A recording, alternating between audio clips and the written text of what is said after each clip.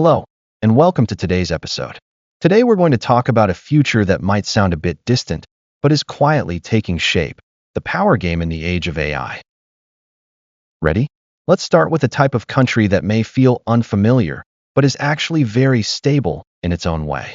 You've definitely heard of Iran, Saudi Arabia in the Middle East, as well as countries like Venezuela and Russia. Academics sometimes use a term to describe them, Rentier States. What does that mean? Let me break it down in plain language. Think about a normal modern country, like the United States or Germany. How does the government get money to build roads, run schools, and pay civil servants? Mostly through taxes, right? When I tax you, you in turn demand that I be fair and protect your rights. That taxation-for-representation process is actually a critical driving force behind modern democracy and the rule of law. But rentier states are different. I'm talking about Iran, Russia, Saudi Arabia, that kind. The bulk of their state spending doesn't come from domestic taxation. It comes straight from underground, oil. Yes, that black liquid. They sell oil to the world and earn massive dollar reserves. The government then uses that money to subsidize its citizens and maintain elite military forces, like Iran's Islamic Revolutionary Guard Corps. In this model, the government doesn't rely on citizens' taxes. Instead, citizens rely on government subsidies. So, a government that fundamentally doesn't need the support of its people, does it, at its core, still feel responsible to them? That's the central contradiction of the rentier state. It appears rock solid, because as long as the oil fields are producing and the cash flows, it can hold things together. Here's the irony, The reason Iran, Russia, and others have been able to build such resilient systems and withstand U.S. sanctions is that a major enabler was the United States itself. After the dollar decoupled from gold in the 1970s, the U.S. established the petrodollar system to cement the dollar's position. In a sense, America shaped its own institutional adversaries. All right, so here's the question. Setting aside value judgments like democracy good, authoritarianism bad, which do you think is more stable, these rentier states or the normal countries we're used to, the ones that have noisy elections all the time? A few years ago, political economist Darren Acemoglu, who won the Nobel Prize, gave a standard answer in his book Why Nations Fail. He said normal countries follow an inclusive path. Because the government relies on citizens' taxes, it must provide universal education to cultivate a qualified workforce. It must establish the rule of law and protect private property to unleash social creativity. Such countries may seem chaotic and argumentative, but they have a powerful adaptive adjustment mechanism. When crises hit, society can hedge risks through elections and policy tweaks. Their stability is dynamic and upward spiraling. That's why normal countries tend to become successful ones. What about rentier states? Their weakness lies in an extreme lack of fault tolerance. They are prone to sudden fracture. Because they don't rely on their people's labor and intellect, the middle class is suppressed or even destroyed, and the lower classes become entirely dependent on government handouts. This structure is rock solid when revenues are flowing. But what happens when those revenues dry up? A collapse in oil prices, a bombed pipeline, a cutoff from foreign backers, what then? Since the regime never built a routine mechanism to extract resources from its own society and lacks legal trust from its people, the social and economic microcirculation could block and decay overnight, leading to a violent implosion. Sounds abstract. Let's look at a textbook case, the collapse of the Soviet Union. In the 1970s, the USSR earned huge foreign exchange from Siberian oil. The Brezhnev regime was a classic rentier state. Flush with petrodollars, it didn't bother to reform its inefficient domestic system. It even used imported grain and consumer goods to feed society temporarily and maintain a facade of stability. All it had to do was guard the oil fields, pipelines, and military. But by the mid-1980s, oil prices crashed, the Afghan war was draining its finances and military, and Western sanctions were tightening. The external lifeline was severed. At that point, the regime's lack of internal revenue generation capacity and public trust was fully exposed. The whole system disintegrated under hasty reforms.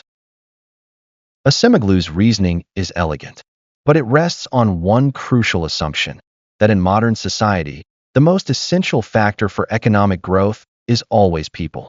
People turn resources into products and create value. As long as that model holds, normal states will be the mainstream, and rentier states will remain on the periphery.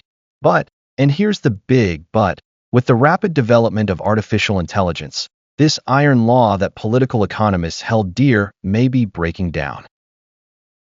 Not long ago, Dario Amodei, CEO of AI giant Anthropic, proposed a rather startling concept at the Davos Forum, the zeroth world.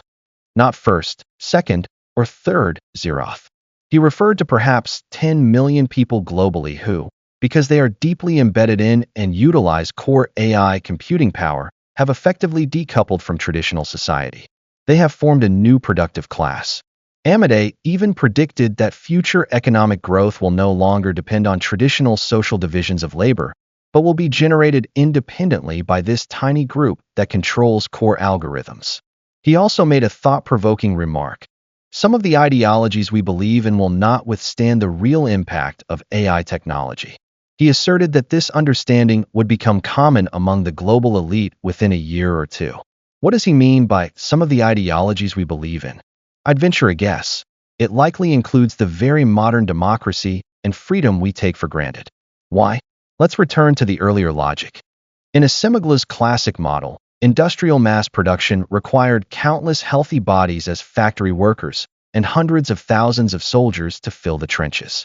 To keep this massive, delicate social machine running smoothly and prevent strikes or class implosion, the ruling class had to bear the cost of universal education, concede rights, and provide welfare. People felt valuable and powerful because society and the power structure needed them. But imagine a future where those 10 million tech pioneers, using AGI and fully automated production lines, can independently complete the entire cycle from design to production to sales, achieving closed-loop wealth creation. Wouldn't that be eerily similar to Iran pumping oil from the ground? AI and computing power would be their inexhaustible digital oil field. In that model, the 99.9% of humanity would see their weight on the productivity scale reduced to near zero. We would become what Yuval Noah Harari calls the useless class. And the first to be hit hardest might not be low-skilled manual laborers, but the backbone of modern society, the middle class. What is the middle class? They aren't capitalists, nor purely manual workers. Their only asset is the higher intellectual labor they acquired through higher education, coding, legal drafting, financial analysis, business management, and so on. In the past, this group was considered the anchor of modern democracy. They have education, property, and a strong desire for the rule of law and rights, making them the core driving force for open, democratic societies. That's one reason why America is America and not Iran. But ironically, if the zeroth world comes to pass, the first jobs AI will perfectly replace are precisely these high-level white-collar jobs based on symbols, logic, and information processing.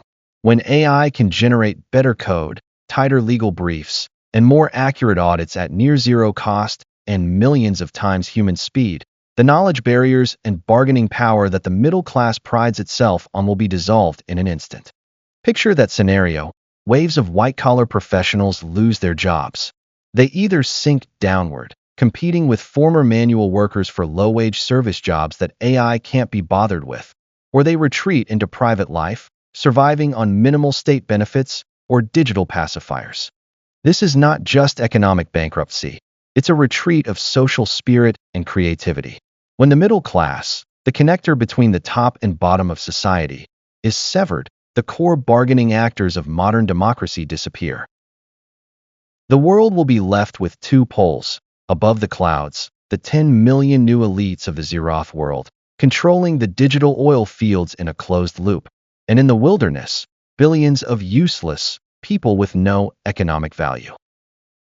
In fact, we've already seen a dress rehearsal of this division in the capital markets this year. Look at the soaring U.S. stock market. The rally isn't driven by broad economic prosperity, but almost entirely by a handful of AI giants like NVIDIA, Microsoft, Google, and Apple. Capital is the most sensitive animal. It's voting with its feet, reallocating wealth, quietly paving the way for the zeroth world. All right, let's circle back to the original question about state systems. Is democracy really the only standard answer for human society? History tells us not necessarily. Greek and Roman democracy rested on the citizen infantry phalanx being the main force on the battlefield. Then the stirrup and heavily armored knights appeared, replacing infantry as the dominant force, and Europe entered the Middle Ages, sharply divided between nobles and serfs. Humanity re-emerged into relative equality because of technological advances like firearms, which re-leveled the individual's capacity for violence. Modern democracy became mainstream because industrial mass production required standardized labor from universal education. But what if that era ends too? What if AI becomes humanity's second cavalry revolution, once again subverting the role of human power in production relations and power structures? Democracy may decline if the social foundation that sustains it, everyone has value, everyone is needed, is shaken. That's all for today's discussion. This has been a somewhat heavy thought experiment about the future. It may not come true, but it's worth our vigilance and reflection. Technology itself has no moral dimension, but its consequences depend on how we use and balance it. I hope this episode gave you some different perspectives. Finally, I'd like to hear your thoughts. In the AI era, how should ordinary people navigate this? Feel free to leave a comment or share this with your friends for discussion.